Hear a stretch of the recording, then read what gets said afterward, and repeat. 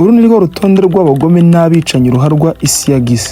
Ku mwanya wa mbere mushobora gutekereza yuko hariho Adolf Hitler, umudage w'umunazi w'umugome wishe abayahudi miliyoni nyinshi mu gihe cy'intambara ya kabiri y'isi. Ntabwo aza ku mwanya wa mbere, biratangaje. Reka duhere ku mwanya wa gatanu. Ku mwanya wa gatanu hari uwitwa Timur.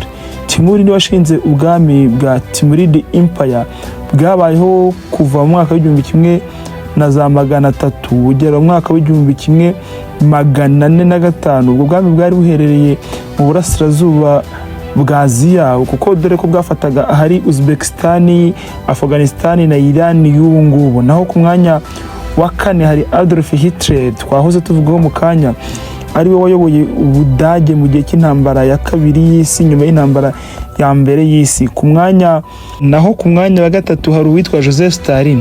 Joseph Stalin yayoboye ubumwe bw'Abasoviyete mu gihe cy'intambara ya kabiri y'isi. Nawe yishe abantu benshi, dore ko yagize uruhare mu rupfu rw'abantu barenga miliyoni 30 zose. Ku mwanya wa kabiri hari uwitwa Genghis Khan. Genghis Khan uyu yari umwami w'ubwami bwa Mongolia. Nawe yagize uruhare mu rupfu rw'abantu barenga miliyoni 40.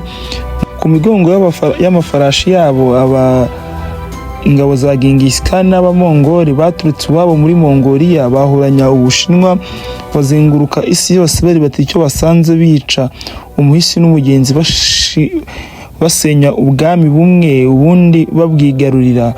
Naho ku mwanya wa mbere w'abagome n'abicanyi ruharwa isi yagize kuva umuntu yagera kuri iyi si, ntaza umushinwa wabaye fondateri w'Ubushinwa bwa gikomuniste witwa Mao Zedong. Mao Zedong mu rugamba rwo kwigarurira Ubushinwa no kwirukana leta yayoboraga Ubushinwa icyo gihe, ashinga amahame ya gikomuniste na gisosialiste Ubushinwa bukigenderaho kugeza kuri ubu, yagize uruhare mu rupfu rw'abantu barenga miliyoni 70.